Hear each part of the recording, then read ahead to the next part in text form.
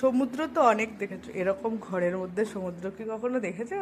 এই দেখো, এই দেখো সমুদ্রের জল, সমুদ্রের ঢেউ, এই দেখো সমুদ্রের ঢেউ, দেখেছো? পুরো সারা ঘরের মধ্যে সমুদ্রের ঢেউ।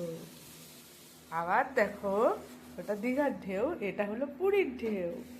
তুই, পুরীর ঢেউ, বড় বড় ঢেউ।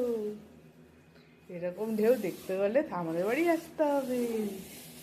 দেখেছো? দেখেছো, দীঘা পুরী আমাদের যেতে হয় না, আমাদের ঘরেই দীঘা পুরীর ঢেউ সমুদ্র সব কিছুই থাকে। দেখো কি সুন্দর ঢেউ, ঢেউ, ইয়ে। তোমরা যদি আসতে চাও তাড়াতাড়ি আমাদের বাড়ি চলে এসো দীঘা পুরীর ঢেউ অনুভব করার জন্য। ইয়ে, ইয়ে। এই যে আমাদের ঝর্ণা হতে সব জল আসছে, ওই যে ঝর্ণা, ওখান থেকে জল এসে এসে এসে এসে ওইখান থেকে সব পাহাড় পর্বত টপকে এখান থেকে এসে দীঘার ঢেউ হচ্ছে। এই, এই, এই, ইয়ে।